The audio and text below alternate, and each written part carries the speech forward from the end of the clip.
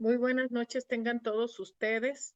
Nuevamente, pues es un honor para mí y para la mesa directiva de AME darles pues la bienvenida en este año, que sea un año lleno de bendiciones y qué mejor que iniciar hoy con una sesión con un tema que muy pocas veces tratamos, que es la economía global y costo-eficacia en hematología. Para ello tenemos a dos grandes ponentes internacionales y qué mejor que nuestro gran amigo y hematólogo, el doctor Andrés Gómez de León, quien ya es conocido por todos ustedes, además forma parte fundamental de la mesa directiva, quien nos ha apoyado siempre con grandes cosas para la academia de todos los hematólogos y otras áreas en hematología. Y pues sin más preámbulos, le doy la palabra al doctor Andrés Gómez de León, quien va a coordinar esta primera reunión de este año. Gracias. Hola a todos, muy buenas noches, un placer estar aquí otra vez con ustedes y bueno, pues vamos a hablar de la sesión de hoy. Antes queremos dar algunos avisos. El primero de ellos es que va a haber una transición del servicio de UpToDate a este otro proveedor de educación médica continua que es Dynamed. Van a recibir por correo las instrucciones para registrarse, para poder tener acceso a la plataforma, la aplicación. Y bueno, pues es un beneficio exclusivo para socios activos de la AME y pues funciona muy similar, si no es que idéntico a UpToDate. Entonces, esperemos que les sea de mucha utilidad en su práctica clínica. Y bueno, estas son nuestras próximas sesiones. El 23 de enero vamos a hablar de trasplante y selección de donantes, es la sesión para los residentes. Y el 29 de enero vamos a hablar de hematología en ambos extremos de la vida, en una sesión extraordinaria. Y aquí vamos a tener a la doctora Melissa Lowe, la doctora Rachel Phelan, que son expertas tanto en hematogeriatría como en la hematología de los infantes, de la leucemia infantil y en trasplante. Y bueno, les recordamos que tenemos ya el programa listo para el curso de hematología basada en evidencias. Este curso es un curso de actualización en hematología, 100% online. Hay expertos en su mayoría internacionales, con traducción, revisión de casos clínicos y la mayoría del contenido va a ser on demand. Va a estar disponible para que ustedes los vean en su tiempo. Se va a estar liberando cada semana un módulo y bueno, va a poder uno verlo en su tiempo. Y los sábados se va a hacer una discusión de casos clínicos y para poner este contenido en el contexto en el que practicamos nuestra profesión. Y bueno, sin más por el momento les voy a presentar a nuestros dos ponentes, que tenemos ponentes de lujo. Son dos médicos jóvenes, expertos en sus áreas y que tienen áreas de expertise muy especial que se pueden, digamos, eh, se pueden relacionar de diversas maneras. Primero, el doctor Amar Kelkar nos va a hablar de la costo-eficacia en hematología. El doctor Kelkar es especialista en trasplantes, hematólogo. Él trabaja en el Hospital Dana-Farber y es instructor en la Facultad de Medicina de Harvard. El doctor Amar trabaja en el laboratorio del doctor Goyo Abel y bueno, él también le damos las gracias aquí por su mentoría, que nos ha ayudado también en nuestro proyecto del distrés moral, que les aviso también que llegó al tamaño de la muestra necesario. Entonces estamos muy contentos por este primer proyecto de investigación de AME, realizado en gran parte también por el doctor Amar, quien pues nos ayudó con estas conexiones y esta mentoría en el proyecto. El doctor Amar tiene una maestría en salud pública en Harvard y tiene varias formaciones en biología molecular y genética y el doctor pues tiene interés en políticas de salud y es algo muy relevante para nosotros como médicos que tenemos que aprender a ser también políticos de cierta manera para luchar por los derechos de nuestros pacientes. Entonces el doctor Amar nos va a hablar un poco de costo-eficacia y después del doctor Amar vamos a tener a otro hematólogo brillante, joven también, el doctor Eddie Cliff está en el hospital Peter MacCallum Él es profesor de la Universidad de Melbourne y es miembro del equipo de investigación del grupo Portal, también de la Facultad de Medicina de Harvard, en donde ha hecho investigación en la intersección de hematología y políticas de salud, y también ha trabajado o ha estado teniendo estancias inclusive en la FDA, y tiene mucho conocimiento sobre hematología global y nos va a hablar un poco de esto. Entonces, estamos muy contentos de tenerlos aquí, y bueno, también reconocer que el doctor Eddie Cliff está en Australia en estos momentos, allá es en la mañana y está en medio de su día laboral, teniendo un día de esos que son difíciles. Entonces le damos las gracias dobles por estar aquí en medio de su día laboral. Y bueno, les recordamos que pueden escuchar esta presentación en el idioma que ustedes prefieran, en español o en el idioma original, haciendo clic ahí en la pantalla en el canal que ustedes prefieran. Y bueno, sin más por el momento, vamos a pasar con el doctor Amar.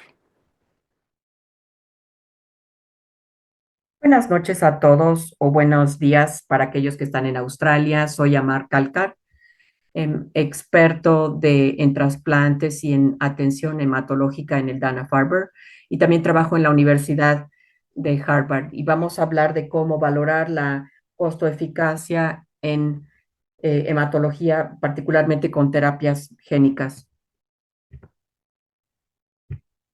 No tengo ningún conflicto de interés relevante o nada que pudiera yo indicarles. Y para comenzar, me gustaría darles un panorama general del paisaje actual de la terapia celular y génica. Hablaremos después de algunos análisis económicos, les daré algunos ejemplos, y esta presentación va a incluir datos publicados y no publicados para que estén conscientes de eso. Voy a tratar de avisarles siempre que hablemos de algo no publicado. Entonces, las terapias celulares y génicas son en realidad las terapias favoritas para avanzar las terapias, y en ningún lugar es esto más evidente que en la hematología. El primero de estos productos, el Tisagen-Cleusel o Kymriah, fue aprobado por la FDA recientemente y se aprobó para hematología después de tratar varios padecimientos, incluyendo leucemia linfoblástica, linfoma, beta-talasemia, enfermedad de células falciformes y otros padecimientos que se están estudiando. Y hay más de 100 estudios clínicos activos en la hematología, en los tratamientos clásicos que están bajo estudio. Todos los estudios clásicos se ha basado en pacientes pues que no tenían seguimiento de largo plazo e incluso a veces ni siquiera de plazo medio, y son estudios aleatorizados lo que han dado la base. Entonces, ¿cómo vamos a aplicar estos estudios? Todavía pues es algo que se está teniendo que comprender a través de una serie de procesos. Desde la aprobación de estas terapias ha habido 5 estudios aleatorizados con control grandes que se han concluido, uno positivo, uno negativo, lo cual quiere decir que el tratamiento nuevo no fue más eficaz que el estándar de atención. Y aunque tenemos una mejor comprensión de la profundidad y duración de estos tratamientos, su precio ha sido altísimo, mucho más alto que ninguna otra terapia clásica. En Estados Unidos, estas terapias celulares cuestan más de $400,000 para una sola infusión terapéutica, y las terapias génicas todas cuestan más de $2 millones. Hasta este momento, vale la pena mencionarles que todavía existen otras terapias de células no modificadas como trasplantes autólogos, halogénicos, etcétera, pero siguen siendo muy relevantes en la era de la terapia celular. Los trasplantes halogénicos se utilizan como terapia de rescate para linfoma, CAR-T, y las terapias para para prevenir enfermedad de injerto contra huésped también son mucho más relevantes que nunca antes. El trasplante autólogo y halogénico son menos costosos, ambos, incluso que la más económica de estas terapias génicas. Entonces, esto es solo para darles el contexto, ¿no? Del que verdaderamente nos quedamos asombrados por los costos, y en lugar bueno, pueden ejercer un estrés enorme sobre el presupuesto de salud de México o de cualquier otro país, ¿no? Entonces hay que buscar, pues realmente otra manera de abordar estos problemas o bien otra forma de resolverlo.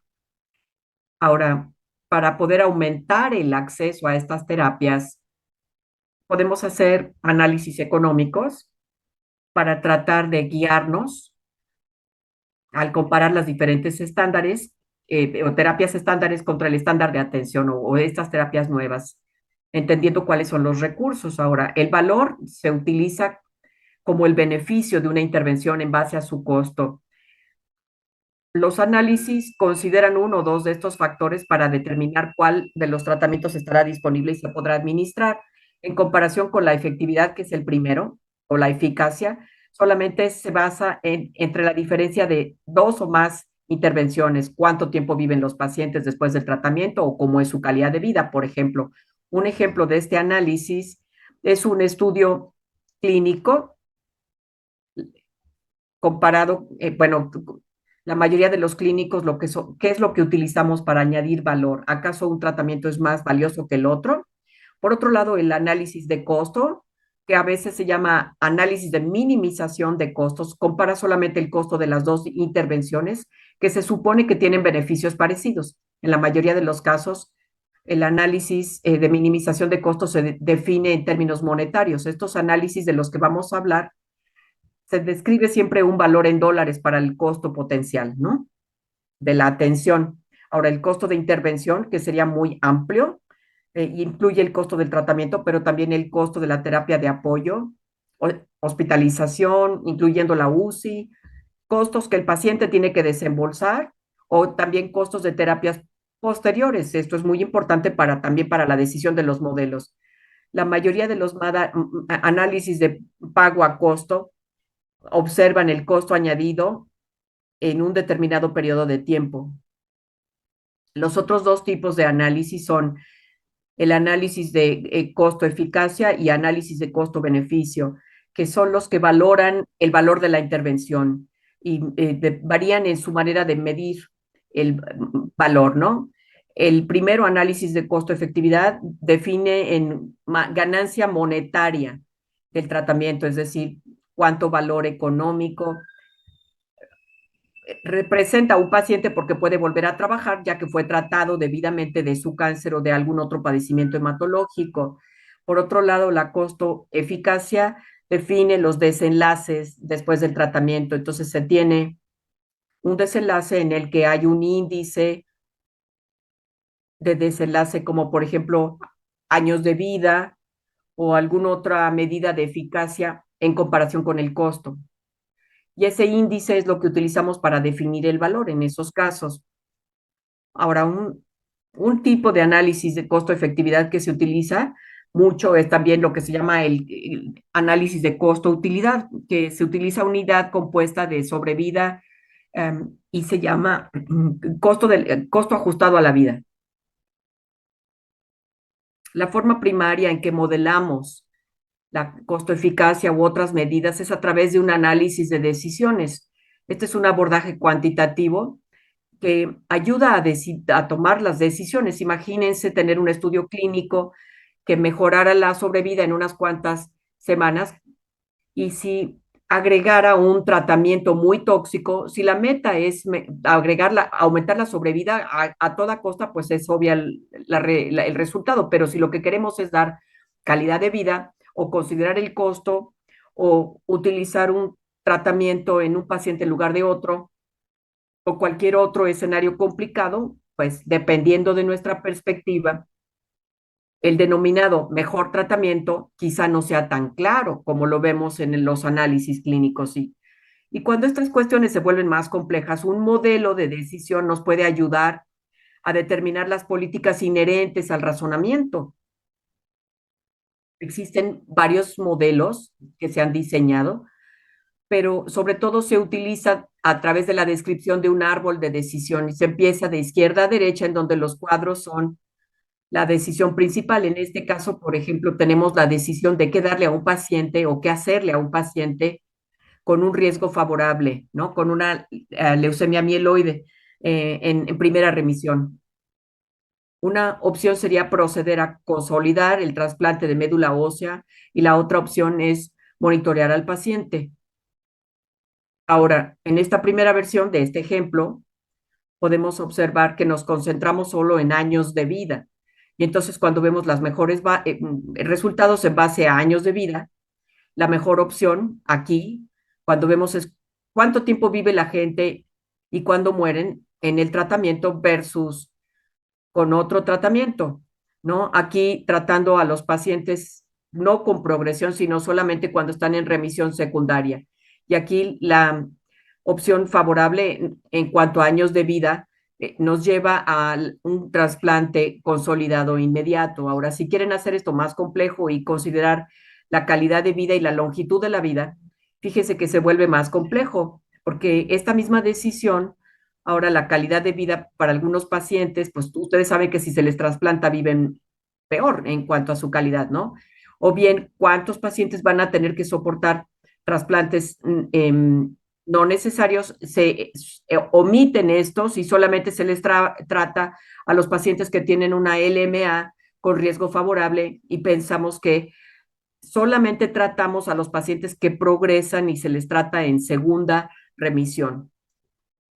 Ahora, estos modelos se han ido volviendo más complejos de muchas maneras. Un ejemplo consiste en considerar estos eventos como estados, es decir, los pacientes pueden tener diferentes calidades de vida en diferentes situaciones o diferentes periodos de tiempo y a lo mejor durante su múltiple tratamiento se van a sentir más enfermos. Entonces, un árbol de decisión sencillo como el que vimos no va a poder captar con precisión todos los eventos potenciales que sufren los pacientes. No solamente es un desenlace, sino también en las decisiones que tengan que tomar. Y entonces podemos continuar con estos modelos en cuanto al tiempo de otros factores y ver cómo pueden afectar en la toma de decisiones del paciente. En este caso en particular, podemos ver que utilizamos los estados de salud. Consideramos que el paciente está bien o está enfermo o que ya murió, o bien podemos considerar estados más complejos, por ejemplo, pacientes que no presentan progresión versus los que sí progresaron en su enfermedad o que tuvieron una recaída de su leucemia o mieloma o algún otro trastorno o algún otro tipo de cómo la salud pues tiene diferentes calidades y las diferentes decisiones que se toman en esos estados de salud. Y luego pueden hacer esto todavía más complejo, utilizando la técnica denominada microsimulación, que incluye más datos. Y aquí es en donde el paciente se puede tomar diferentes decisiones, incluso dentro de un mismo estado.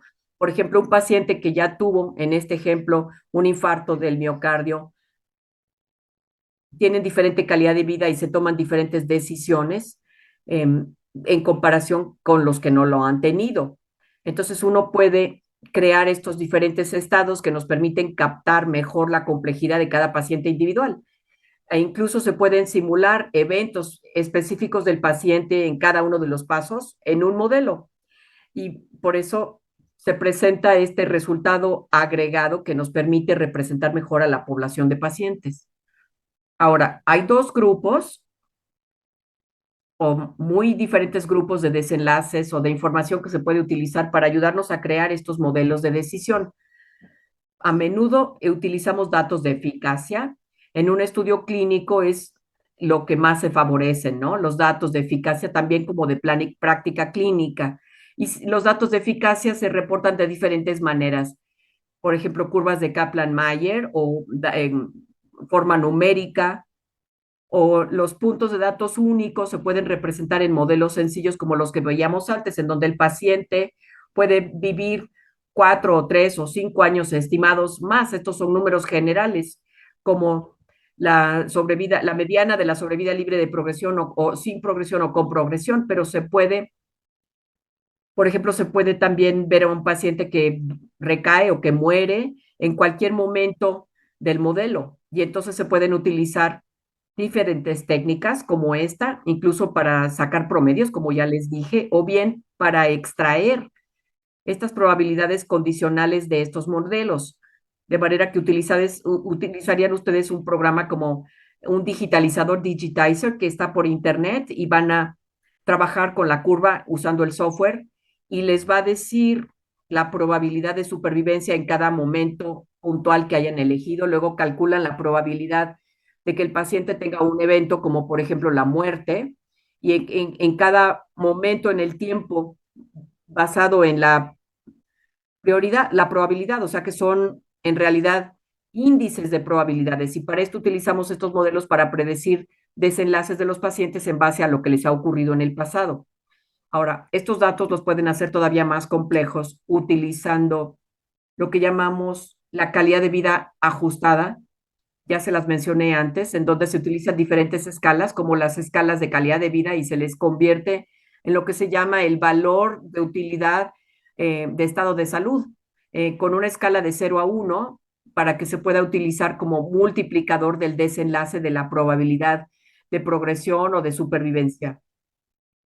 Porque la calidad de vida va cambiando a lo largo de la vida del paciente, ¿no? Y la calidad de vida en cada momento en el tiempo se puede calcular bajo el área de la curva y calcular así, eh, pues en el modelo, cuando morirá el paciente. Aquí tenemos también datos de costos que se utilizan de diferentes fuentes, por ejemplo, costo de los fármacos utilizados, del material, del equipo, de hospitalización, de mano de obra, gastos administrativos, etcétera, todas las partes que integran el costo y luego también, bueno, hablamos, por ejemplo, de los gastos de desembolso del paciente, aunque son difíciles de obtener. Y cuando ponemos todo esto junto, uno puede calcular lo que llamamos el índice de eficacia, de costo-eficacia incremental. Y este es el cambio en el costo entre el nuevo tratamiento y el tratamiento estándar, dividido entre la eficacia entre el nuevo tratamiento y el estándar de atención. Y esto es parecido a lo que llamamos el umbral de disposición a pagar, para ver si la sociedad está dispuesta a pagar por una determinada cantidad de valor que se obtiene. La mayoría de las sociedades dicen que aproximadamente de entre 50,000 y 200,000 dólares se pagarían por año de calidad de vida añadida. Eso sería una cantidad razonable de pagar por un tratamiento. Por ejemplo, en el Reino Unido, su organización de valor que trabaja con el gobierno ha hablado más bien de 50,000. En Estados Unidos no tenemos un punto de corte exacto, pero dependiendo del tipo de enfermedad, la gente puede estar dispuesta a pagar más. En nuestros modelos de Estados Unidos a veces utilizamos 100,000, 120,000 dólares, 150,000 dólares por año de calidad de vida ajustada. Y en otros países, pues pueden tener diferentes valores definidos de cuánto están dispuestos a pagar.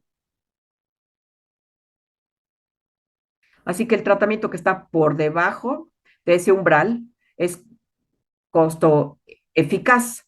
Y si el tratamiento cruza la línea o si vemos aquí estas pendientes, entonces por ejemplo, no es costo eficaz. Y si la línea da paralela, pues quiere decir que se llega a punto de equilibrio.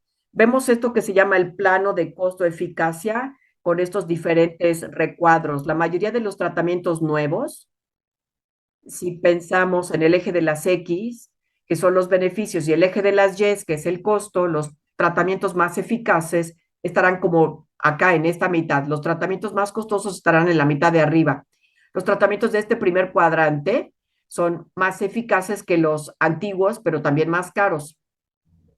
Y esto es en donde el índice de costo-eficacia en base al umbral de disposición a pagar se unen, ¿no? En los tratamientos que son más costosos están también muchos de ellos en este cuarto cuadrante. Los menos eficaces, pero más caros, están arriba. Son los tratamientos que en principio nunca daríamos en el segundo cuadrante. Y en el tercer cuadrante tenemos los que son menos eficaces y menos caros. Habitualmente, para tratamientos de hematología, no vemos mucho el tercer cuadrante, pero a veces a nivel de la sociedad es importante pensar en esto cuando se prioriza, por ejemplo, las intervenciones de salud pública, cuánto dinero tenemos que gastar y en dónde dentro del espectro sería más relevante. Ahora, vamos a darles unos cuantos ejemplos para mostrarles cómo se podría aplicar esto. Uno de estos ejemplos que el doctor Cliff y yo elaboramos hace algunos años consiste en ver linfoma de células B grandes en la primera recaída. Históricamente, en pacientes de Estados Unidos con una recaída después de tratamiento inicial para linfoma de células B, recibía quimioterapia de rescate seguida por un trasplante autólogo de células madre, ¿no? Y después, cuando surgió la terapia CAR-T en esta área, las terapias como Axicel, Lisocel y Tisacel fueron comparadas contra el trasplante para ver cuál era más eficaz y cuál mejoraba los desenlaces de los pacientes en estas circunstancias. Y esta es una situación de muy alto riesgo porque muchos pacientes recaen o incluso no llegan al autotrasplante o recaen después del trasplante. Y por lo tanto es un área en la que hay, digamos que mucha ganancia potencial utilizando las terapias CAR-T. Después, Lisocel y Tisacel mejoran la sobrevida libre de progresión versus el trasplante. Y esto es algo nuevo, relativamente nuevo en la sobrevida mejorada. Belinda no mejoró la sobrevida global ni la sobrevida eh, libre de enfermedad y por eso pues ya no lo vemos tanto, porque lo que buscamos es más eficacia en cuanto al costo. Ahora, el reto que vemos aquí con las terapias CAR-T es que en Estados Unidos cada infusión tiene un precio superior a los $400,000 y hay mucho trabajo para poder manufacturar estas terapias. Entonces, quizá estas terapias se podrían considerar solamente en un ámbito de rescate, en donde no hay otro tratamiento. Pero en un ámbito de segunda línea, pues se trabajaría de otra forma. Creamos el modelo de microsimulación, hablando de la complejidad que hablamos antes y viendo aquí el costo en dólares estadounidenses, la eficacia utilizando años de calidad de vida ajustada desde la perspectiva del sistema de salud pública de Estados Unidos para tratar de determinar cómo evaluar el valor de estos tratamientos, entendiendo que Lisocel y Axicel fueron más eficaces. Pusimos un umbral de disposición a pagar muy alto que capta el hecho de que en Estados Unidos tenemos una alta disposición a pagar por terapias contra cáncer, sobre todo terapias novedosas que tienen el potencial curativo y tratamos de ser generosos entonces para captar estos beneficios potenciales. Ahora, los estados de salud que usamos, como les dije antes, fueron sobrevida libre de progresión y luego progresión de la enfermedad. En tercera línea, enfermedad libre de progresión o muerte. Este es el árbol de decisiones que resulta de todo esto. En ciclos mensuales vemos a estos pacientes a quienes se les da el tratamiento y se les evalúa una vez al mes. ¿Y cuáles son las otras cosas que pensamos en los modelos? Bueno, ¿de qué manera los valores actuales se consideran de menor valor que los futuros? Acabamos apagando, por ejemplo, más en este momento, pero con costos potenciales futuros que quizá apliquen o no apliquen a uno y que puedan a lo mejor bajar los costos futuros una vez que se haya pagado el costo mayor al principio. Entonces, corrimos muchas simulaciones para captar todos los desenlaces. Hicimos simulaciones de 10,000 pacientes y corrimos el modelo 10,000 veces utilizando varianza para tratar de captar los desenlaces que pueden ocurrir y cualquier error potencial que pudiera suceder en cualquiera de los puntos de datos que integráramos en el modelo. Y vemos aquí muchos supuestos, muchas premisas, vemos muchos de ellas. Una de las premisas es qué se tiene que hacer para justificar. Dentro de nuestras premisas tratamos de captar todas las situaciones potenciales que ocurren en el mundo real, entendiendo que hay algunas cosas que no tenemos todos los datos y que tenemos que irlos dilucidando. Y luego tratamos de utilizar un algoritmo de tratamiento que coincidiera con los estándares de tratamiento con CAR-T de ese momento. Por ejemplo, si el paciente recibe CAR-T versus trasplante autólogo en en primera línea o en segunda línea. Después, si van a recibir, por ejemplo, lenalidomida, el loncastuximab, y los tratamientos que serán posteriores. Entonces, modelamos hasta 5 líneas de tratamiento. Esto nos llevó mucho tiempo, no tanto en cuanto bueno, sí en la corrida del modelo, pero nos permite ver pues qué ocurrirá con los pacientes con los diferentes tratamientos. Y en cuanto a los datos, utilizamos datos de todos estos estudios clínicos, empezando con estos estudios aleatorizados de los dos principales brazos y también de otros estudios aleatorizados o de un solo brazo, en donde bueno, de manera que los desenlaces de los pacientes siempre se basan en datos publicados de estudios de alta calidad. También hubo puntos de corte de cuándo se publican los datos y utilizamos una técnica de extrapolación que se llama modelo de curación mixta, que predecir, nos permite predecir si el paciente a los 2 años no ha tenido progresión, si estará en el camino a la curación. Y luego si hubiera eventos como muerte o recaída, pudieran ser más semejantes al resto de la población, pero no alguien que tenga linfoma activo. Utilizamos estos valores de utilidad del estado de salud que calculamos. Son múltiples valores, como mencionábamos, en cuanto a las medidas de calidad de vida. En estos estudios vemos como, por ejemplo, si uno vuelve a tener un buen estado de salud, y tomamos estos datos de muchos estudios que se han ido publicando en los últimos 2 años. Y en cuanto a los costos, utilizamos los datos de bases de datos nacionales, fuentes públicas. Todas estas son los precios que el gobierno paga a través de, por ejemplo, el sistema de veteranos, otros de otros sistemas, y se acercan realmente mucho a la realidad. Y tratamos de modelar otra vez el costo de los tratamientos ulteriores y también de los efectos secundarios, y hasta el costo, por ejemplo, de consultas posteriores a la hospitalización. Y tratamos de modelar también efectos secundarios o cómo pueden afectar la calidad de vida. Por ejemplo, la utilidad versus falta de utilidad. Por ejemplo, si se tiene un efecto secundario severo, por ejemplo, como una neuropatía grado 4 o algo así.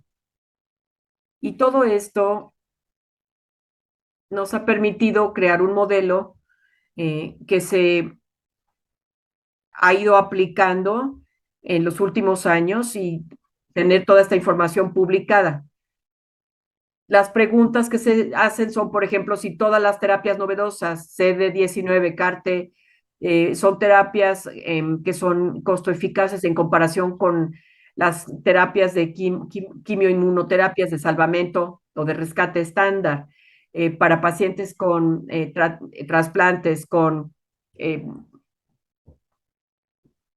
tumores de células grandes. Y estos análisis se han realizado, de hecho hay 6 que ya se han publicado y comparan contra la vida real o, por ejemplo, contra costo-eficacias que puedan aparecer falsas. Acabamos con, por ejemplo, con diferentes valores en los diferentes estudios. Aquí, por ejemplo, tenemos para Axicel una calidad de vida ajustada muy alta, si comparan con los valores anteriores. La eficacia, la costo-eficacia quizá no sea tan alta, pero con otros tratamientos sí lo es.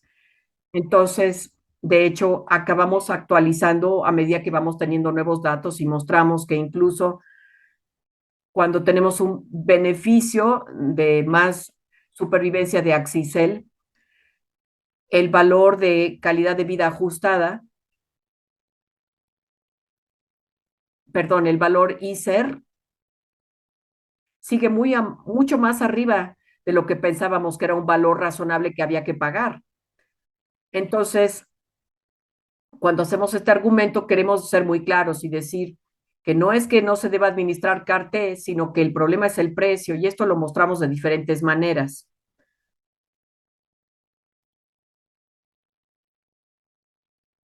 Hicimos lo mismo para ICER, mostrar su costo-eficacia, pero al construir estos modelos, hicimos el análisis de sensibilidad.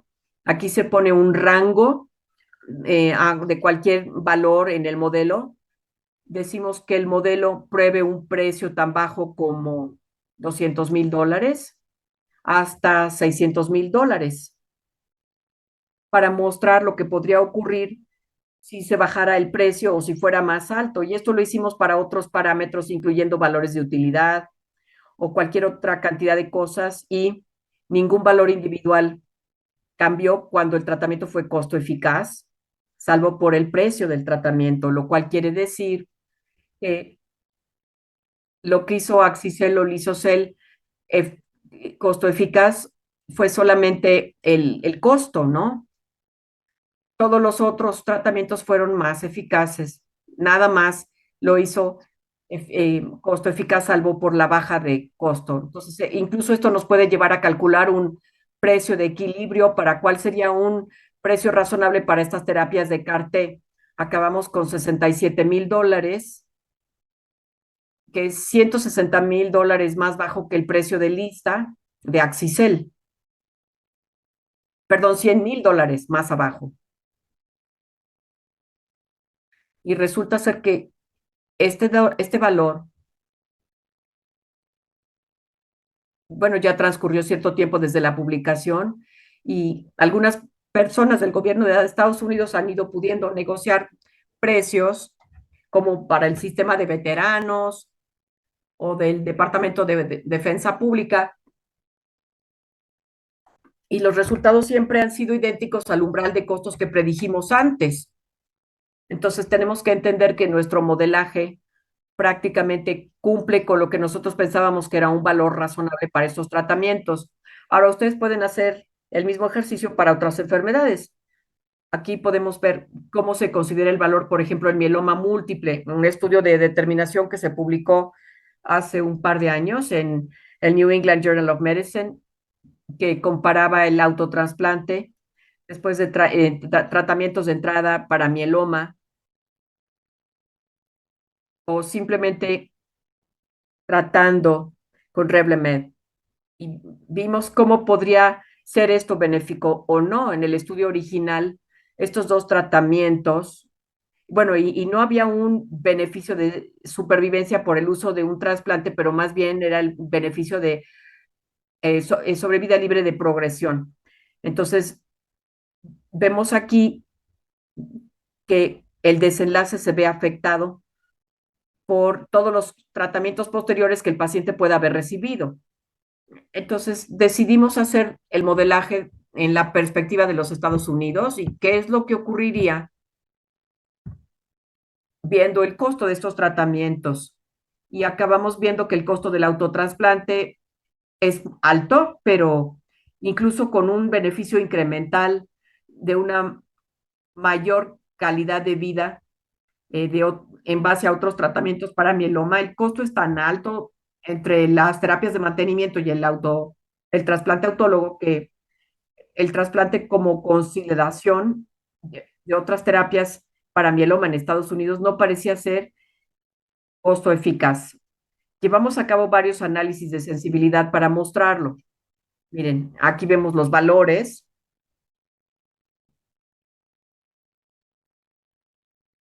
Y aquí otra vez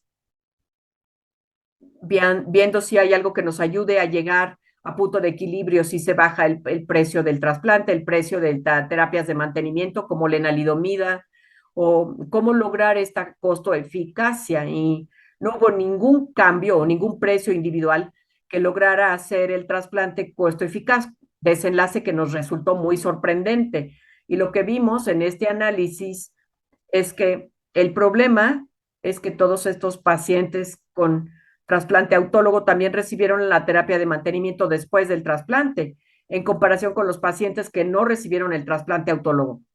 Entonces, uno nunca acaba ahorrando cuando tiene un tratamiento de consolidación, porque de todas maneras el tratamiento es necesario después del trasplante. Entonces, vemos aquí, por ejemplo, el costo de la lenalidomida para mantenimiento, el precio mensual, pero no hubo ningún valor añadido en base al beneficio pequeño de costo-efectividad en cuanto a la sobrevida, que pudiera justificar el trasplante. Aquí la advertencia es que esto es específico para Estados Unidos. Obviamente esto presupone que el paciente puede pagar todos los demás tratamientos para mieloma que vengan después de la terapia de primera y segunda línea y del trasplante autólogo. O sea, ellos van a poder recibir esos tratamientos para llegar a remisión. En otros países, los tratamientos no están disponibles o son muy caros o son inaccesibles para los pacientes por alguna otra razón. Y quizá esto sea otro desenlace. Entonces, a lo mejor en México o en otros países pueda ser distinto, dependiendo. Entonces, esta es la advertencia, que estos análisis son muy específicos para el público de ese modelo y para quien está corriendo el modelo. Otro ejemplo publicado hace apenas 2 semanas que observa iptacopan para reemplazar los inhibidores de C5 como eculizumab y ravolizumab para tratar trastornos en pacientes refractarios y que requerían de transfusiones en caso de hemólisis intravascular, para ver si era posible bloquear la hemólisis intravascular. Y en este estudio, en forma interesante, vemos que si vemos eh, esa, ese punto intermedio, resultó que iptacopan resultó o sea, más ahorrativo, por así decirlo, que C5. Y también, como hay terapia oral, no requería que el paciente recibiera inyecciones ni nada de eso. Ahora, este es un hallazgo muy importante porque quiere decir que hay gran beneficio potencial en iptacopan y se podría ahorrar dinero, lo cual está muy bien, pero en este contexto, cuando el eculizumab se aprobó por primera vez, era tan caro en comparación con las otras terapias de HNP, pues que los precios todavía tenían que retarse, o sea, el tratamiento en realidad no era costo eficaz. Es muy difícil interpretar en estos casos si va a añadir valor a la sociedad en términos generales, una determinada terapia, aunque desde el punto de vista del estándar de tratamiento sí sea valioso. Es importante cuando hagamos estos análisis que mostremos su costo-eficacia y también que comparemos contra las terapias persistentes y que sigamos desafiando estos precios tan altos, ¿no? Porque, o sea, ya no se puede seguir aumentando los precios por encima de todos los demás precios que ya se tienen. Ahora, hay otras técnicas que podemos usar para considerar la costo-eficacia. En este caso en particular, vemos a comunidades subatendidas que puedan ayudar, por ejemplo, a eliminar las inequidades y que se pueden tener nuevas técnicas para modelar esto, por ejemplo, que se hablaría de la costo-efectividad de la distribución en donde se determina cuánto la sociedad quiere corregir una inequidad histórica. Por ejemplo, hablando de humanos con enfermedad de células falciformes y quizá en una población que ha sido sumamente ignorada o hasta maltratada por el sistema de salud, para tratar de igualar. Entonces, este modelo integra estas terapias, por ejemplo, génicas, que aunque cuestan mucho dinero, muchos dólares, históricamente estos son de pacientes en quienes se invierte para tratar de resolver estas enfermedades y que han sido sometidos a ostracismo o separados, y se puede modelar si se desea. Se puede aplicar lo que se llama la costo-eficacia, pero también estos peso, esta ponderación de equidad, como lo vemos en este modelo, ese parámetro de aversión a la inequidad aumenta, bueno, por ejemplo, la terapia génica podría ser limítrofe en cuanto a su costo-eficacia en estas poblaciones. Otro tipo de técnica que mencionábamos antes es el análisis de costo, es decir, proyectar el impacto, ver de qué manera un tratamiento aprobado afecta al sistema de salud en un país o en una región. Y esto es particularmente importante, incluso para tratamientos costo eficaces podríamos encontrar que añaden tanto costo al sistema de salud que quizá pueda ser difícil para un ministerio de salud o para una aseguradora o a pagadores privados, pues equilibrarlo. Esto proviene de nuestro artículo en donde se ven terapias de CAR-T, por ejemplo, para linfoma de células B, que ya mostraron que no es costo eficaz, pero podemos ver que hay más de 5 años en que el sistema de salud se gastó casi $2,000 millones más solo en esta única enfermedad. Si hubiéramos cambiado todos los autotrasplantes que se están utilizando a terapia de célula CAR-T, o sea que son números crudos, pero podemos ver el impacto total de cambiar el estándar de atención. Y esto le puede ayudar a alguien a entender pues cómo es el tratamiento en términos generales a nivel económico. Y ahora quiero dejar el resto del tiempo al doctor Cliff. Esto es en lo que trabajamos él y yo juntos, tratando de reducir costos, utilizando, por ejemplo, mejores pruebas para ayudar a determinar quién debe de recibir una terapia nueva o quién no. Esto se puede hacer a la inversa, por ejemplo, y minimizando el daño al paciente mediante el tratamiento. Y esto es otra posibilidad. Y entonces, como para concluir, ¿por qué debiéramos interesarnos en estos? Yo sé que somos clínicos, yo también lo soy, pero yo creo que los apoyos de decisión, el hablar de todos estos árboles es útil, incluso la parte de costo-eficacia, y si utilizan los años de vida ajustada, de calidad de vida ajustada, pues bueno, como variable clínica es una manera de consolidar los efectos de supervivencia y calidad de vida al hablar de los pacientes para tener la seguridad de que esto realmente mejore la calidad de vida, pero también determinar por qué un tratamiento pueda ser valioso para un paciente en las diferentes etapas de la enfermedad. Y es importante hablar de estas cosas porque, pues, número uno, hay un acceso limitado por el alto costo de los tratamientos. Tenemos que entender el por qué, pero también entender cómo esto va a afectar nuestros presupuestos en general. Resumiendo esto, creo que esta es la diapositiva que se acaba de publicar y habla sobre cómo los clínicos deben de replantearse y reflexionar en estos 4 puntos. Los, las variables clínicas son realmente relevantes y significativas para la práctica clínica. Este es un estudio relevante para la práctica. Si no lo es, pues realmente no lo tienen que utilizar porque no es útil para ustedes, no lo tienen que leer. Ahora, cuando están leyendo el estudio, ¿acaso esos premisas o supuestos del modelo reflejan las realidades de la práctica clínica o no reflejan el mundo real?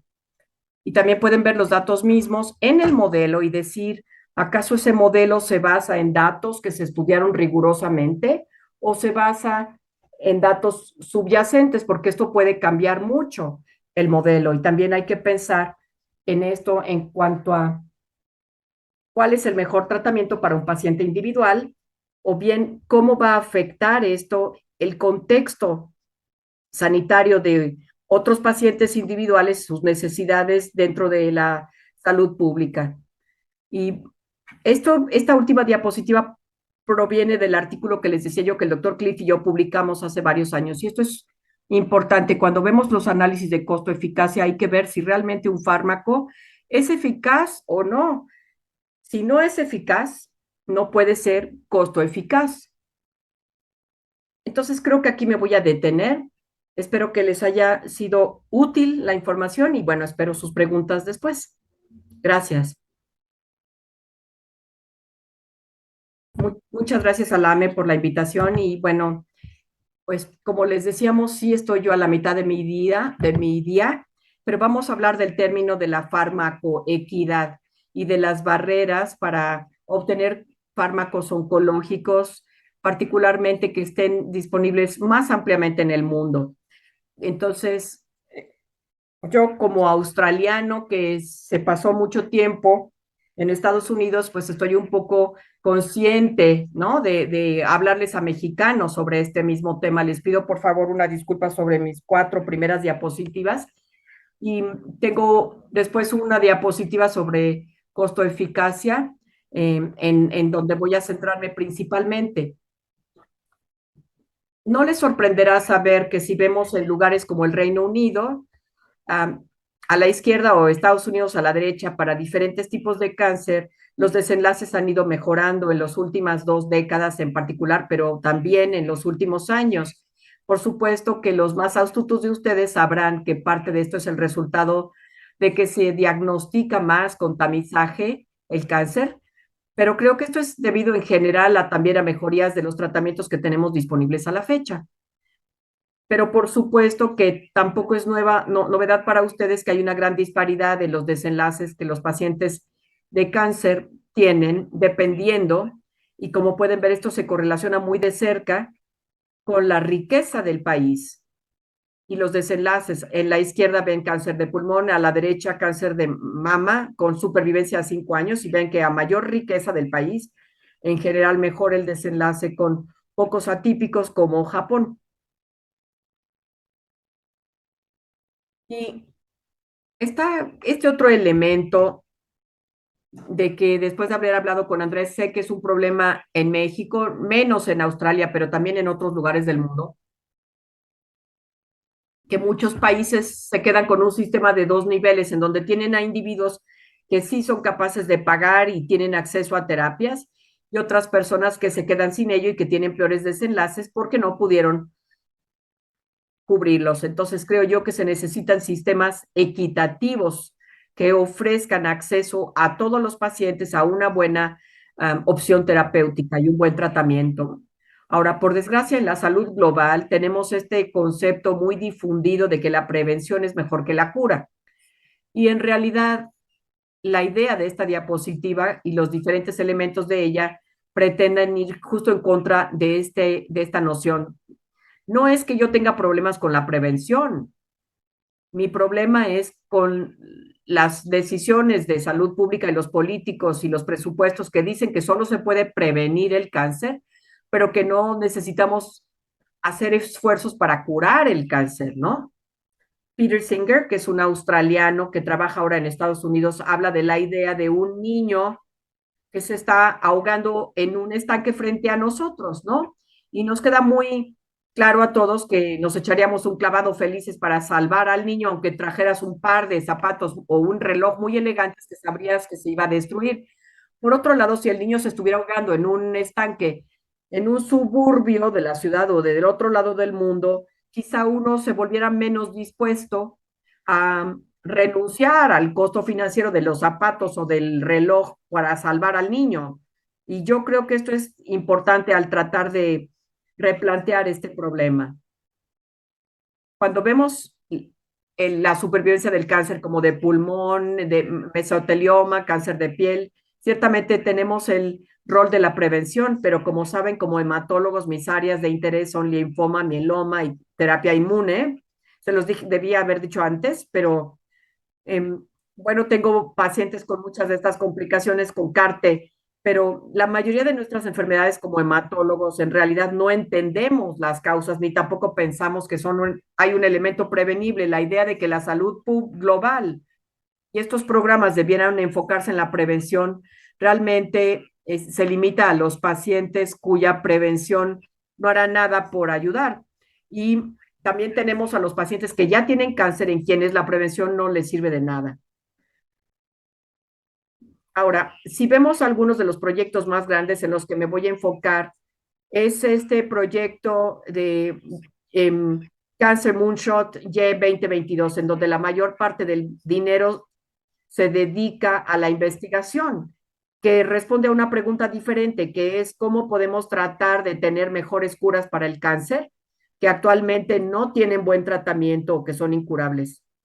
Y en forma parecida, un problema es que parte del pastel se gasta en investigación en lugar de en corregir los problemas que ya podemos corregir. Y la otra parte es que una gran porción de la salud mundial, eh, con financiamiento a través de organizaciones como la OMS, el Banco Mundial u otras organizaciones mundiales, ven que el cáncer en realidad ni siquiera está representada, viene en la categoría de otros, pero hay mucho énfasis en las enfermedades infecciosas y yo creo que nuestros pacientes en el contexto global muchas veces se quedan rezagados.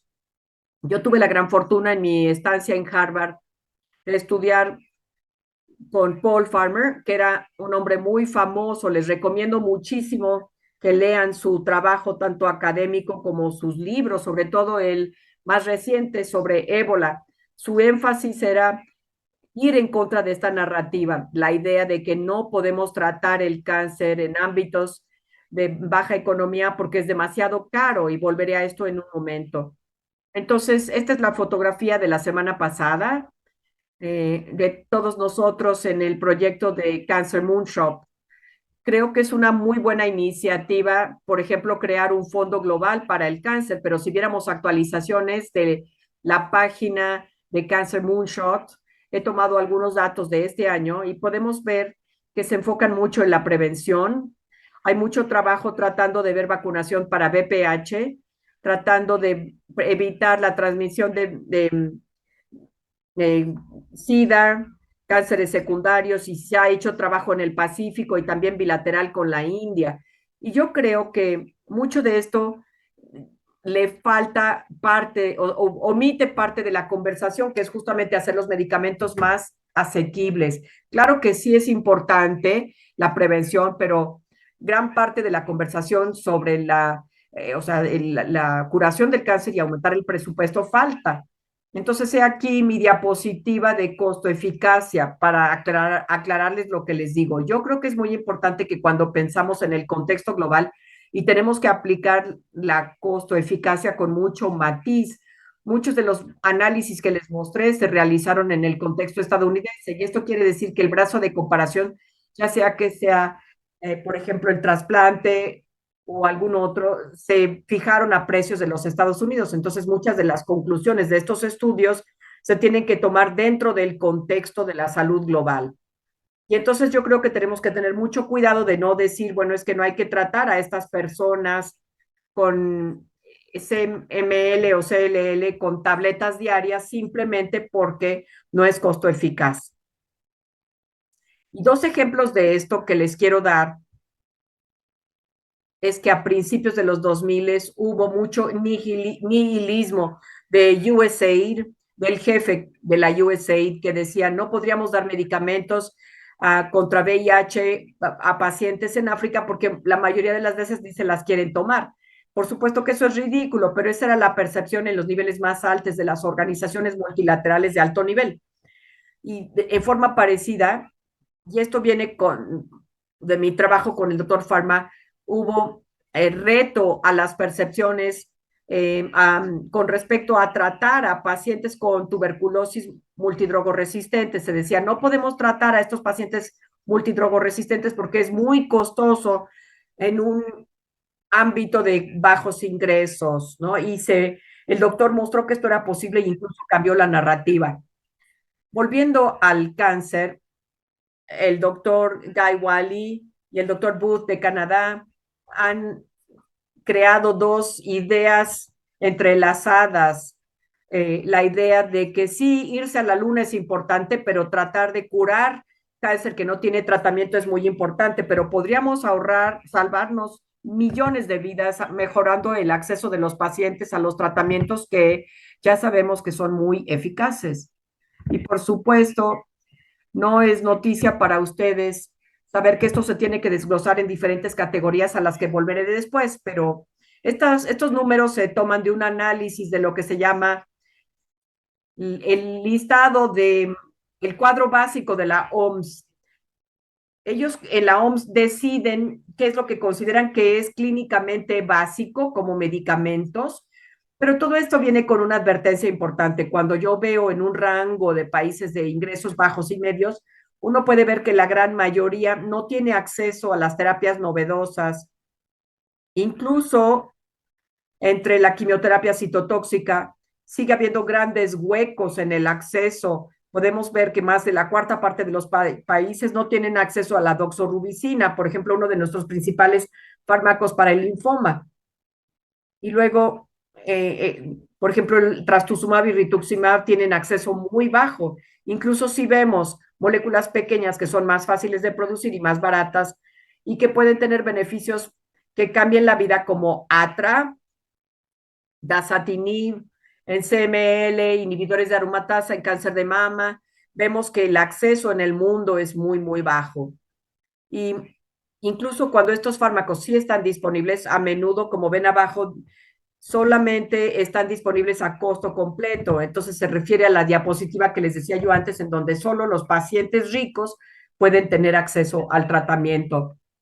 Y hay cierto debate aquí sobre si el cuadro básico de medicamentos de la OMS debiera cuestionarse. Yo creo que es muy importante hacer avanzar el acceso a los medicamentos, pero aquí la pregunta es si los fármacos muy, muy costosos debieran incluirse o excluirse del cuadro básico. Por un lado, si los incluyes, corres el riesgo de mandar a la bancarrota los presupuestos de los países pobres. Por otro lado, si los excluyes, vas a tener una percepción falsa de lo que es un fármaco realmente esencial. Yo creo que un buen ejemplo para nosotros sería icalabrutinib o ibrutinib, que son altamente eficaces, fáciles de administrar, no se requiere de una infusión compleja, se puede administrar bastante simplemente, ¿no? Pero una gran parte del precio se debe a lo que mencionaremos después.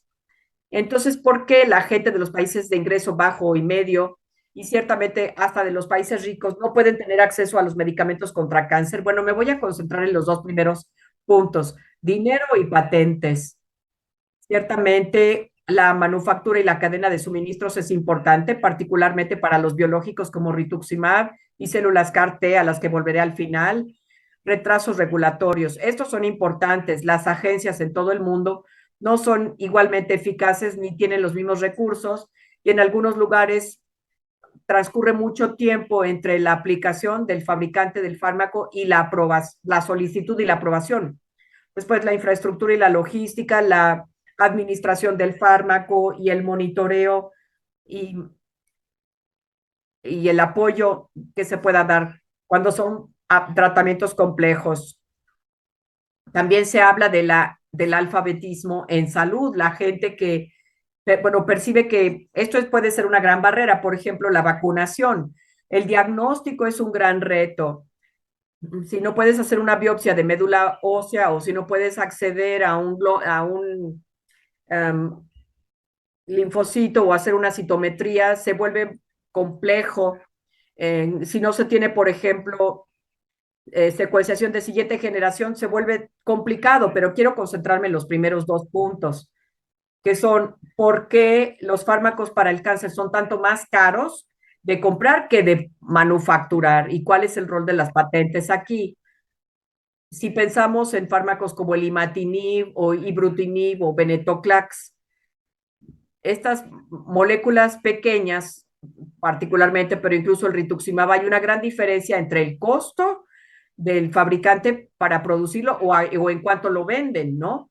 Yo creo que mi siguiente declaración, pues dependerá de su ideología política, pero el por qué tenemos este sistema particularmente en Estados Unidos es porque se utilizan las patentes para proteger la exclusividad del mercado con las nuevas fármacos o innovaciones para que actúen como incentivo. Como compañía, si tú inviertes para llevar a cabo experimentos in vitro o en modelos animales para subsidiar estudios muy costosos, cuando se te aprueba, sentimos que tienes el derecho de recuperar tu dinero o hasta incluso tener una gran utilidad.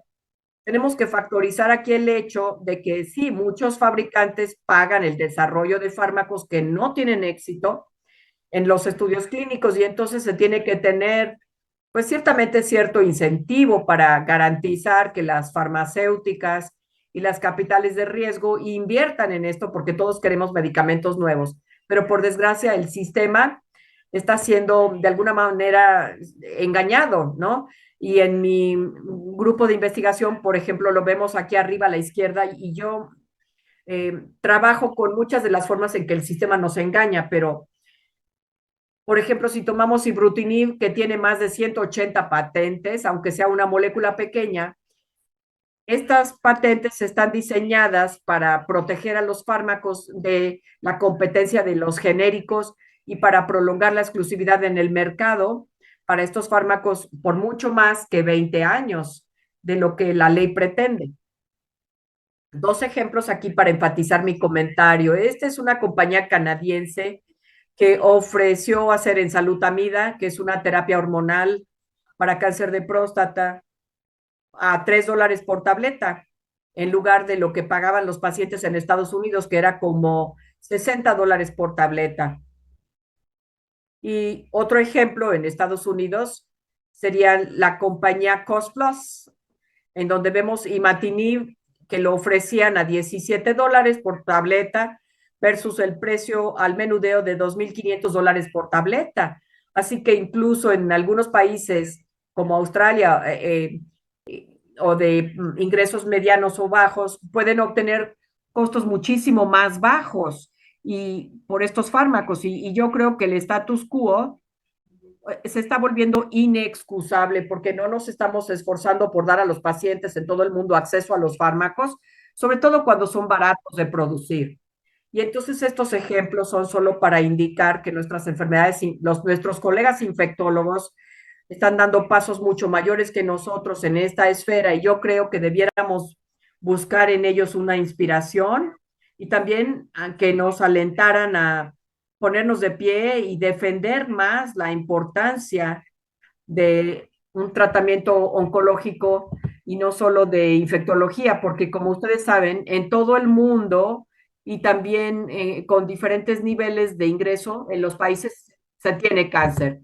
Dos de los ejemplos más exitosos en infectología son PEPFAR, que de hecho es una iniciativa de George Bush hace como 20 años, y del Fondo Mundial para VIH y tuberculosis, que en realidad han hecho un excelente trabajo haciendo los medicamentos para el VIH gratis en el punto de atención para los pacientes en muchos lugares del mundo. Y aquí tenemos que enfatizar que estos fármacos siguen siendo muy rentables en los países de alto ingreso, pero al mismo tiempo quedan disponibles en los países más pobres. Y por eso les doy esto como un ejemplo para mostrarles que sí es posible, si nos comprometemos a asegurarnos de que las compañías sigan siendo rentables en los países ricos, pero al mismo tiempo que los fármacos estén disponibles en los países de ingresos medios o bajos gratuitamente para los pacientes. Y luego, por falta de tiempo, pues les diré que creamos un artículo junto con nuestros colegas que trabajan en Boston, en Ruanda, Uganda y Sudáfrica, para darles algunas recomendaciones del por qué creemos que esta situación podría cambiar. Destacamos nosotros tres áreas principales: la transferencia de tecnología y el uso de transferencias, de la transparencia de los medicamentos, entre otros temas, y revisamos el estatus de los últimos 10 años en donde la gente ha tratado de hacer innovación en estas áreas y explicamos el por qué creemos que estos tres son las principales maneras de proceder para el futuro. Esta fotografía es de julio del año pasado, apenas hace 6 meses, en la conferencia de SIDA en Múnich. Esto mismo no lo ven en ASH, en San Diego, ¿no? Y de hecho, el comportamiento de Gilead con respecto al lenacapavir, no puedo ni pronunciarlo, el tratamiento para VIH de 6 meses es poco ético, pero no, yo diría que no es menos ético que el de muchas otras farmacéuticas en cuanto a los precios de los fármacos que usamos nosotros. Y a través de esta defensoría, a Gilead lo obligaron a reducir sustancialmente el precio y hacer que este fármaco fuera mucho más asequible mundialmente. Todavía se está pasando por el proceso, pero yo creo que esto de verdad debiera de ser un aliento para nosotros.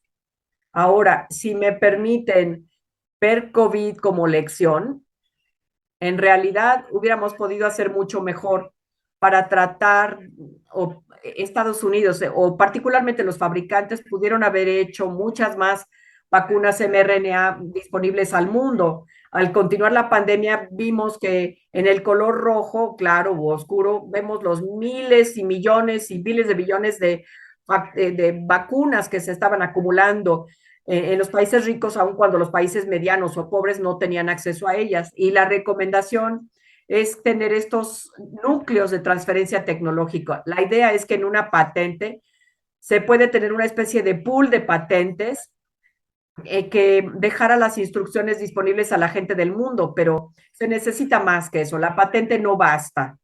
Necesitamos tener una comprensión mucho más específica de cómo fabricar el medicamento. Y esto se vuelve claro cuando tengamos, por ejemplo, nuevos biológicos, nuevas terapias de células CAR-T. Va a ser más capcioso, pero tener estos núcleos de transferencia de tecnología, construyéndolos en lugares en donde los países de ingresos ricos no pudieran robar o acumular los medicamentos, pero que fueran, por otro lado, asequibles para otros cuantos países, que combinaran sus esfuerzos para asegurarse de tener seguridad y calidad, para que la gente pudiera confiar en la calidad de los medicamentos que provinieran de estas fábricas, teniendo el personal calificado necesario, pero al mismo tiempo tener el control para evitar que los países ricos, de manera ambiciosa, robaran estos fármacos o los acapararan para sí mismos. Esto fue una de las principales recomendaciones, pero la otra cosa en la que me quiero centrar antes de concluir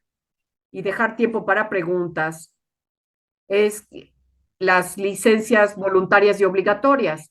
Algunos de ustedes quizás sepan que el acceso a medicamentos oncológicos, o sea, la coalición ATOM, ayuda a obtener licencias, es decir, que presiona a los laboratorios para que dejen licencias para que se produzcan medicamentos gratuitos en otros países, sobre todo en donde hay muchos genéricos. Y aunque esta es una buena idea, no ha sido muy eficaz, particularmente en oncología hasta la fecha. En los últimos 6 o 7 años, solamente ha habido una licencia voluntaria que se ha liberado para erlotinib y hasta la fecha no se ha tenido éxito en lograr gran adelanto. La otra razón es que viene en su nombre, son licencias voluntarias, no hay suficiente incentivo para los fabricantes de poner al alcance esos fármacos. Y yo creo que una cosa que ciertamente pienso que debiéramos enfatizar es lo que se llaman las licencias obligatorias. Eso es en donde un país dice, y bueno, y esto difiere de acuerdo a las leyes de los diferentes países, y me disculpo por no haber estudiado las leyes mexicanas con respecto a esta cláusula, pero ciertamente algunos países no, no lo han hecho tanto como yo quisiera, pero han empezado a hacer esta licencia obligatoria. De hecho, Gilead dijo, vamos a dar a esta compañía local permiso de fabricar el producto y sin pagar regalías o con una regalía pequeña porque pensamos que es un problema de salud fundamental. Y es muy, muy eficaz esto para reducir precios, como pueden ver en los ejemplos que les di de Tailandia, de la India, hasta en Colombia, en donde simplemente se les amenazó con la idea de una licencia obligatoria. Estas licencias obligatorias, por desgracia, pues no hay tantos ejemplos en oncología, y esto es porque la carga burocrática, hay, por ejemplo, acuerdos de libre comercio que obstaculizan y mucha presión política y mucho bullying que ocurre. Y un ejemplo que les quiero dejar es el de Egipto y Malasia, ambos con sofosbuvir, que son medicamentos muy, muy eficaces para curar la hepatitis, tanto Egipto como Malasia. Este es el ministro de Salud de Malasia, que básicamente dijo, al hablar conmigo, me dijo, me reuní con un laboratorio 8 veces y no le movieron ni un 5 al precio, y entonces les amenacé con la licencia obligatoria, pero esto llevó aún así a bullying de las compañías americanas, estadounidenses, pero vean que estos esfuerzos de Egipto y de Tailandia han tenido mucho éxito y ahora están ayudando a otros países a lograrlo. Bueno, por falta de tiempo creo que me voy a saltar esta diapositiva de células CAR-T, pero si quieren me pueden preguntar algo al respecto y regreso. El resumen, espero que no pueda yo haber hablado demasiado rápido y que la traductora está haciendo un trabajo fantástico, pero quiero decirles que nos queda mucho camino por andar en el cáncer y en priorizar el acceso de todos al cáncer. Esperemos tener tratamientos más equitativos. Como comunidad necesitamos presionar a los laboratorios, a los gobiernos locales y mundiales para que presionen para lograr un mejor acceso a los medicamentos para lograr la salud. Ustedes sabrán que todos los días la gente muere y no es aceptable en la situación actual. Muchas gracias por la oportunidad de darles y bueno, con gusto responderé las preguntas. Muchas gracias por esas brillantes presentaciones y debo decir que son una bocanada de aire fresco de lo que habitualmente vemos en las sesiones en general en hematología. Y bueno, pues muchas personas interesadas y algunas preguntas que tenemos aquí. Les platico que hay alrededor de 300 personas conectadas de alrededor de 14 países, representando más o menos la mitad de la región de América Latina. Entonces, pues estamos innovando y quisiera preguntarles sobre qué piensan del futuro de este tipo de investigaciones. Es notable que pues no hay muchos investigadores con estas habilidades, sobre todo en el análisis de costo-eficacia, como para que todos en cada país hagamos nuestros estudios localmente y convenzamos a los políticos de que paguen o no ciertos productos. Y yo creo que necesitamos de la colaboración internacional para hablar de esto. ¿Cómo se imaginan el futuro de este tipo de investigación? ¿Creen que es apenas el inicio o cómo visualizan este tipo de trabajos? Tal vez podemos empezar con Amar y luego con Eddie.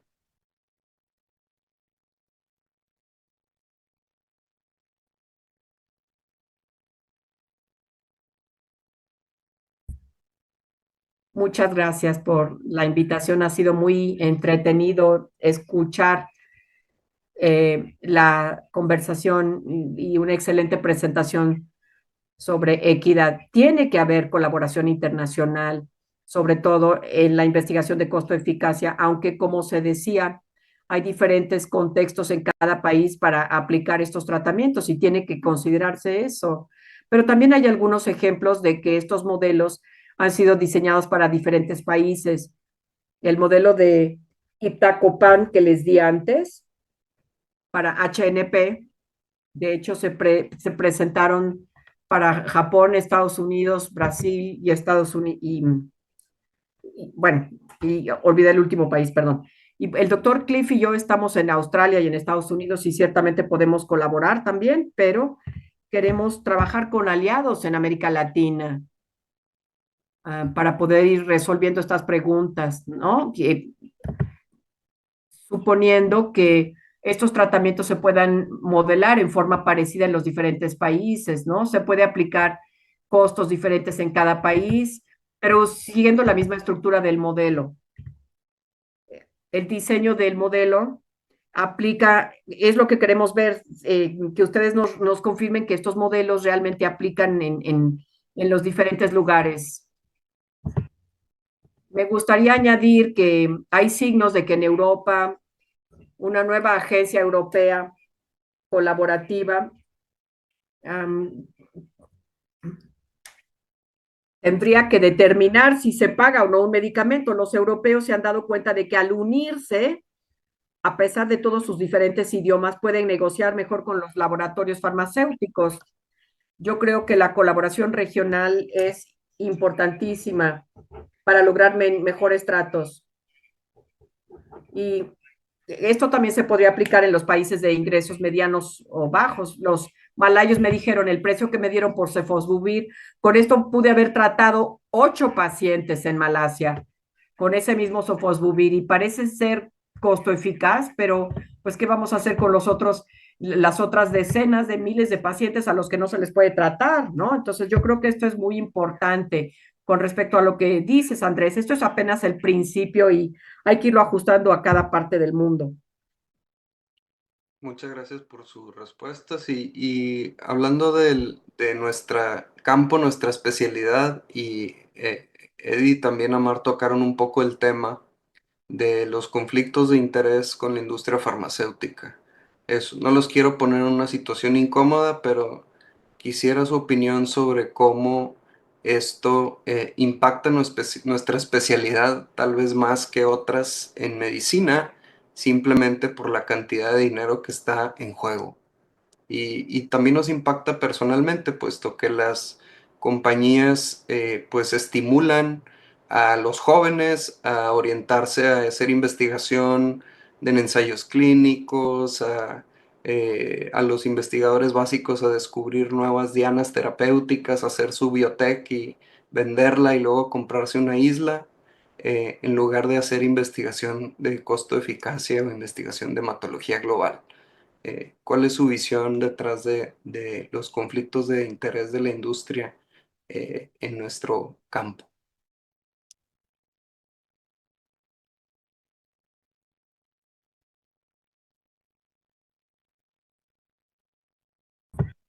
Puedo empezar. Yo creo que es importante realmente, dentro de todo lo que les estoy diciendo, yo creo que en todo laboratorio farmacéutico hay una multitud de personas y no quiero pintar a los laboratorios como el bueno o el malo. Yo creo que la mayoría de ellos, las grandes compañías farmacológicas, abordan la medicina es algo pues malo. O sea, no quiero llamarlo así, pero por el contrario, también podemos decir que hay veces que es mejor. Por ejemplo, en Sanabrutinib vemos que el abordaje ha sido diferente que al de otras compañías. Han donado Sanabrutinib a muchos países, no tanto como yo quisiera, pero creo que también podemos matizar la situación. Novartis también ha sido bueno con imatinib. Entonces, yo creo que aquí hay matices. Con respecto a la pregunta específica,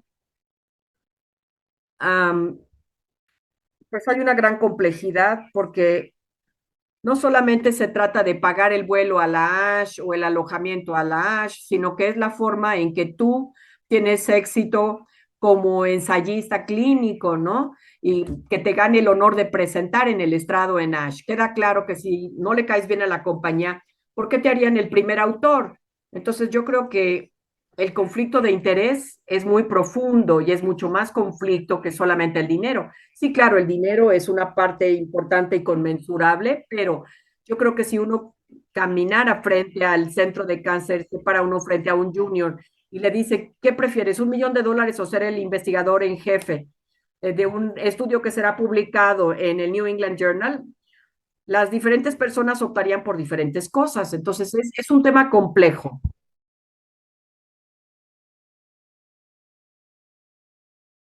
Sorry. No tengo mucho que añadir, pero es algo con lo que tenemos que lidiar, ¿no? Yo creo que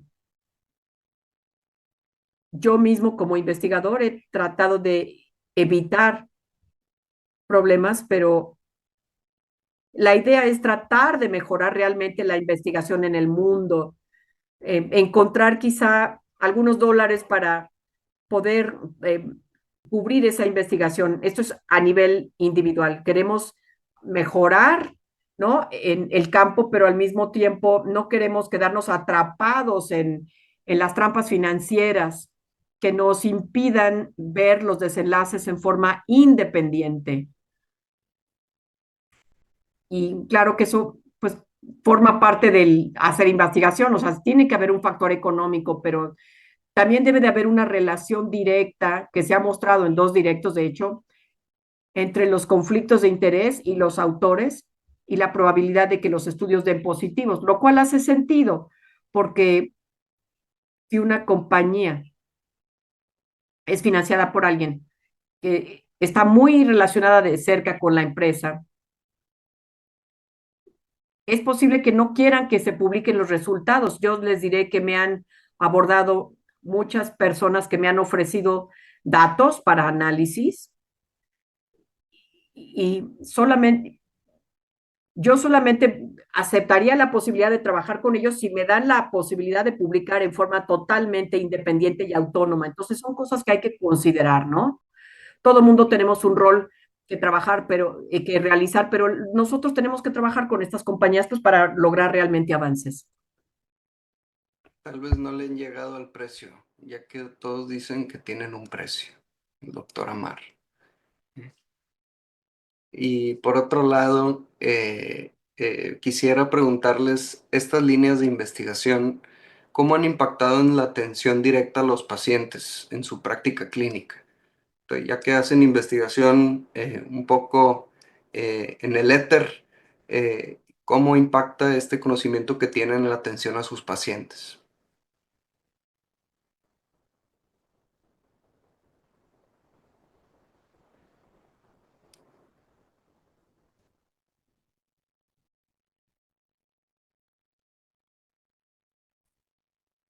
Si quieren, yo empiezo. Mis pacientes me preguntan en la investigación, sobre las investigaciones que yo estoy haciendo, pero creo que algo que impacta más es que siento que tengo mucho mejor comprensión de la calidad de vida, entiendo las debilidades y las fortalezas, y entonces pienso mucho en cualquier decisión de tratamiento que yo tome, no solo que le permita al paciente vivir unos cuantos meses, sino que tenga que ser vivir mejor. Eso sería el impacto. Y también hablo con los pacientes y pienso mucho más en sus costos de el desembolso que el paciente mismo tiene que hacer, porque esto también me llega de la investigación.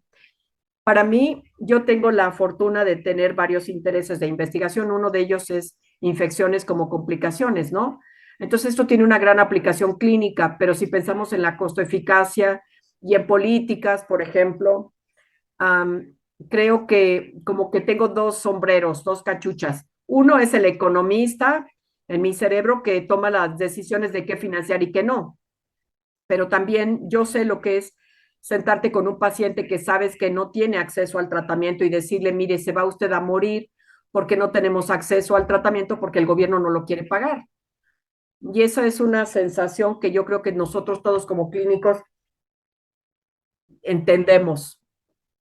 Ahora, la otra cara de la moneda es que en Australia cada vez se dan terapia CAR-T a pacientes mayores y la inmensa cantidad de dinero que se gasta en una persona de 80 o 85 años, cuando esa misma cantidad de dinero podría gastarse en otras cosas, pues no sé si necesariamente cambie la decisión terapéutica, pero sí por lo menos me hace pensarlo dos veces. Muy bien, muchas gracias por sus respuestas tan brillantes y enriquecedoras. Y tenemos una última pregunta ya para dejarlos al doctor Amar regresar a la paternidad y al doctor Edward a resolver las complicaciones de sus pacientes. La pregunta es de aquí del doctor Luis Mellón. ¿Cómo ha ayudado la inteligencia artificial o cuál es el futuro que vislumbran como una herramienta para sus trabajos de investigación? Creo que va a ser algo interesante, ya sea para conseguir datos, hacer análisis más sencillos. Me imagino, Amar, esto toma muchas horas de trabajo y mucho esfuerzo. Y también Medi, pues esta herramienta para conseguir información tal vez de países que en otros idiomas o cosas que son difíciles de conseguir. Tal vez si me pudieran compartir esa perspectiva.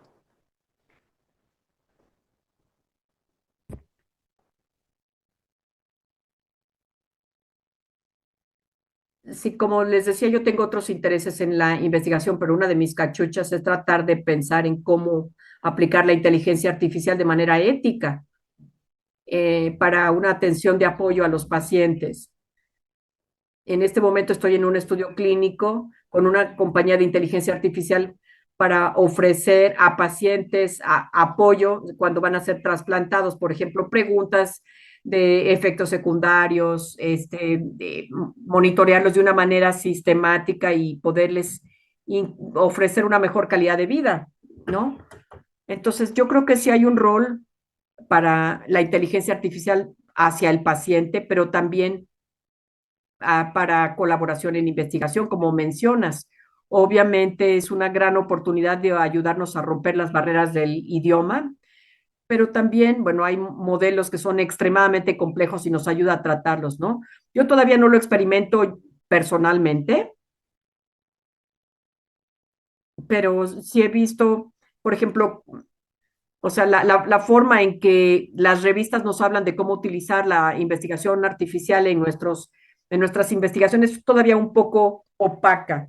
Creo que tendré que irla entendiendo un poco más, pero hasta donde tengo mi comprensión sí le veo un gran potencial, por ejemplo, para producir estos modelos de una manera más sencilla.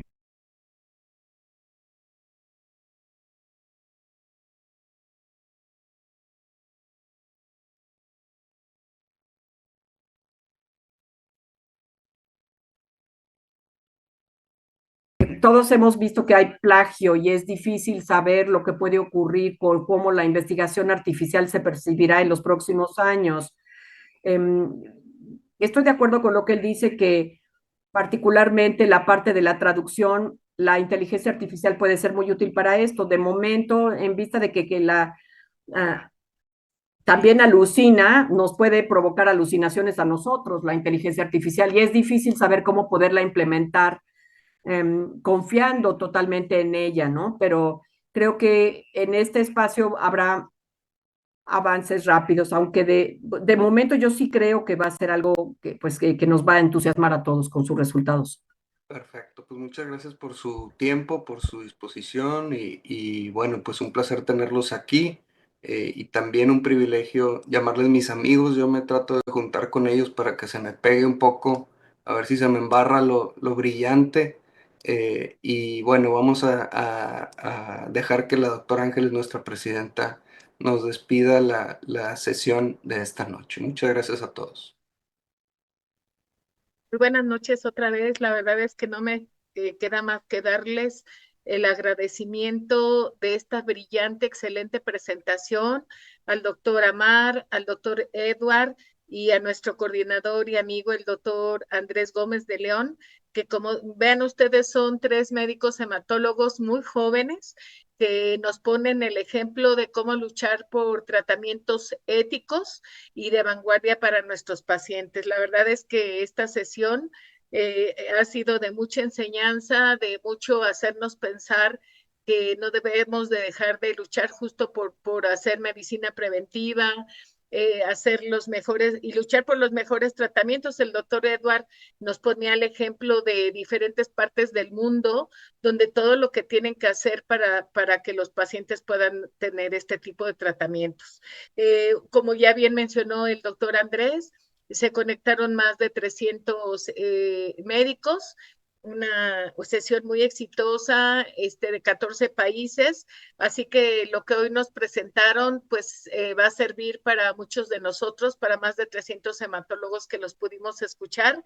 Y bueno, muchas gracias a todos los que ya son casi las 9 de la noche y están todavía conectados. Así que de verdad, muchísimas gracias a nuestros profesores, a nuestro coordinador y a todos nuestros asistentes y al staff de AME. Muchas gracias. Buenas noches.